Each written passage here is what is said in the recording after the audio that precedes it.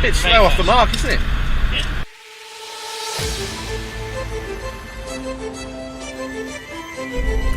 Hey people of the interwebs, it is Q with another scuba diving adventure, and this one is a little bit different. I'm down on the Gold Coast, about 2 hours south of where I live, and it's 6 o'clock at night, and I'm heading out for a night dive at a place called the Gold Coast Seaway.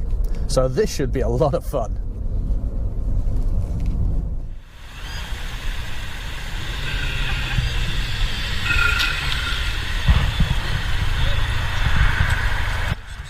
Mr. Wrecker, how's it going? Dude! Buenas!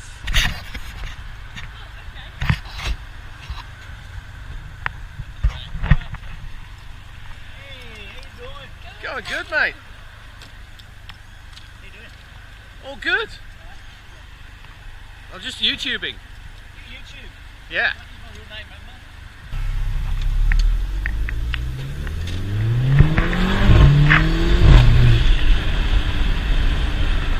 Up to 60. It's slow off the mark, isn't it? Yeah. Yeah.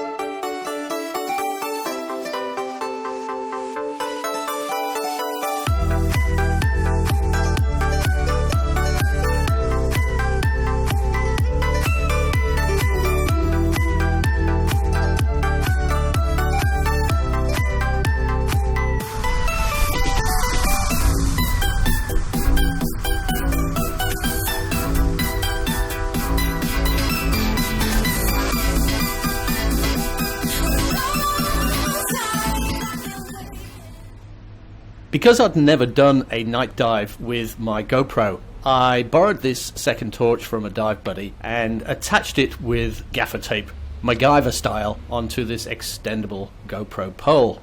The borrowed torch worked perfectly well on the surface, it was fully charged and there seemed to be no problems. However, as you'll see and I'll explain later on in the video, there were a few times when it automatically switched itself off for no apparent reason. I decided to split the screen here just so you can see the night vision and what the site looks like during the day. Since the last time I dived at this site, the Gold Coast Council have put in this wonderful sort of concrete seating area where you can gear up with ease. And they've put in these great steps which make entry and exit from this particular dive site so much easier than it was previously.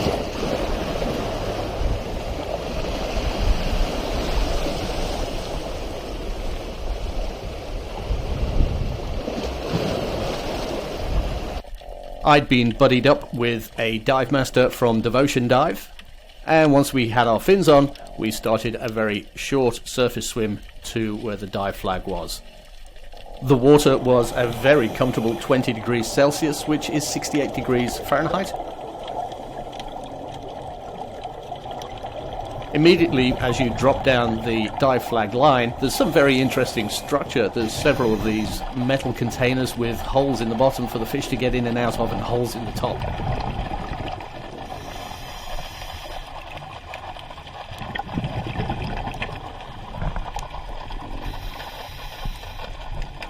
One of the things I noted on most of the fish on this dive, their dorsal spines were in the upright position. I'm going to guess that that's got something to do with a defensive posture for being in the dark. So any predators would get a nasty surprise if they tried to have a bite of them.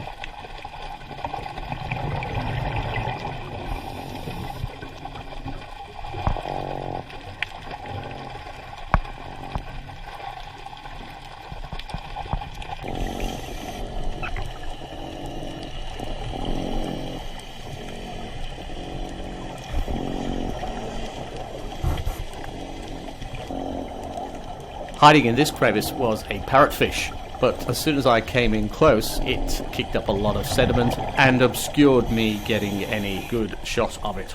Maybe it was a bit shy and didn't want people watching it when it was getting into its night attire, which is basically a cocoon that it spins around itself, made out of its own mucus.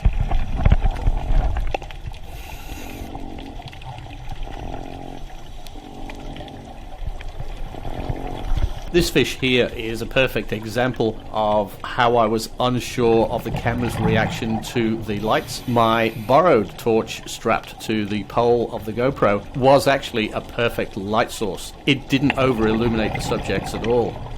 However, when I bring my torch to bear on a subject, it over-illuminates and the camera just picks up this great white spot which blurs out the whole image.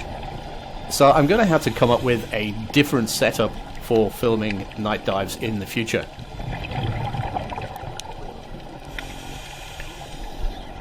So because the borrowed torch was switching itself off quite frequently, there were times when I just tried to use my torch to illuminate the subjects, and again we get this overexposure effect as the intensity of the torch just confuses the camera.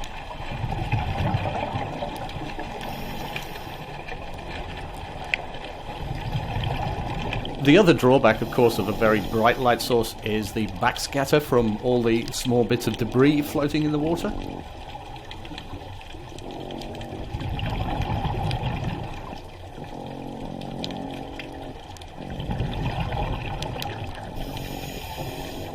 Checking out this little angelfish on a pier support, I noticed this guy trying to blend in with his background, finning away madly to keep in position.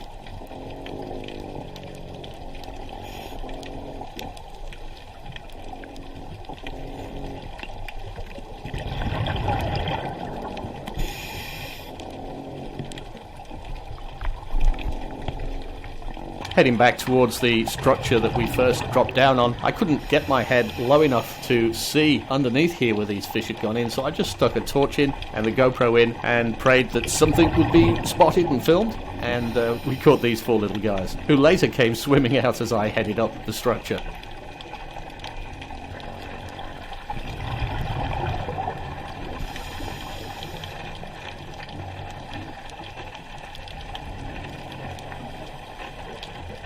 There were actually several students on this night dive. They were doing the night dive course as part of their advanced open water certificate.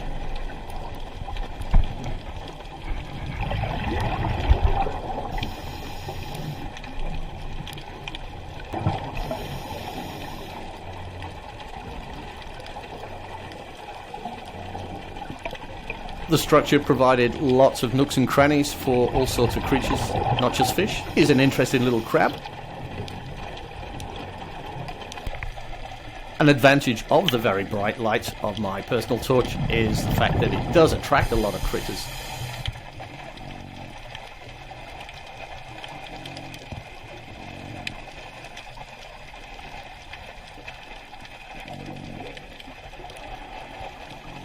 To be able to check your air on a night dive, the gauge has a luminous face, so you simply shine your torch directly onto it and it comes up and glows and you can check how much air you've got left.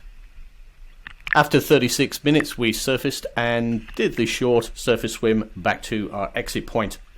Maximum depth on this dive was 10.7 meters, which is 35 feet. If you've enjoyed this scuba diving adventure with Q, please like and subscribe to see future dive videos. And if you have any questions, leave them down below. As soon as I see them, I'll get back to you. Thanks for watching.